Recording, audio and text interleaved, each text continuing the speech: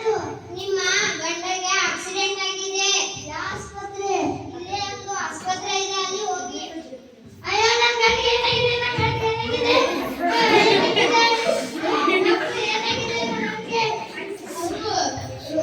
ಹಾದಿ ಬೀದಿ ಹೋಗುವಾಗ 4 ಮಂದಿ ಅವರನ್ನು ಎಬ್ಬಿಸಿ ಆಸ್ಪತ್ರೆಗೆ ದಾಖಲಿಸಿದರು. ಅದಕ್ಕಾಗಿ ನಾನು ಅವರಿಗೆ ಚಿಕಿತ್ಸೆ ಕೊಡುತ್ತೇನೆ. ಅವರಿಗೆ ಎಷ್ಟು ಹೇಳಿದರೂ ಕೇಳುವುದಿಲ್ಲ.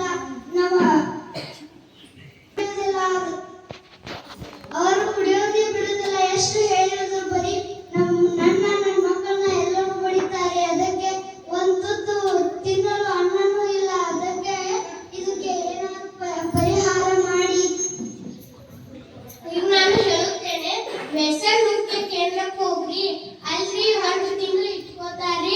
ಅಂದಾಗ್ರಿ ನಿಮಗ್ರಿ ಏನೇನ್ ಚಿಕಿತ್ಸೆ ಬೇಕು ಅವರೆಲ್ಲ ಮಾಡ್ತಾರೆ. ಅಂದಾಗಿ ಇವ್ರಿ ಕುಡಿಯೋದು ಬಂದ್ ಮಾಡ್ತಾರೆ. 1 ತಿಂಗಳು ಇಟ್ಕೋತಾರೆ. ನಿಮ್ ಕೈ ಮುಗಿತೈತ ಸಾಲನ ಯಾಕೆ ಮಾಡ್ತಾನೆ ಗೊತ್ತಂಗೆ ನೀವು ಒಟ್ಟ ನನ್ನ ಗಂಡು ಉಳಿಸ್ಕೊಡ್ರಿ.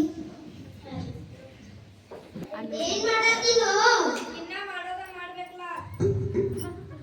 ದಿನ ಮಾಡೋದ ಮಾಡ್ಬೇಕಲ್ಲ. ಅದನ್ನ ತಿನ್ಬೇಡ. ಅದನ್ನ ತಿಂದ್ರೆ ನಿಂಗ ಕ್ಯಾನ್ಸರ್ ಆಗ್ತೈತೆ. ನಾ ಏನ್ ರಮೇಶ್ ನಂಗ್ ಬಂಡಿ ಕಟ್ಟೆ ಹುಡುಗಿ ಅಂತ ಬಿಡುದಿಲ್ಲ.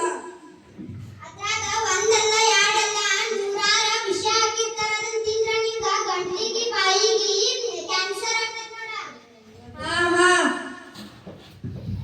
ನೋಡಲ್ಲ, ನೀನ್ ನೋಡಿ ನಿನ್ ಮಗನ ಅದ್ನ ಕಲಿಯತಾನ. ನೀ ಬಿಟ್ಟಂದ್ರ ಅವನು ಬಿಡ್ತಾನ ನೋಡ.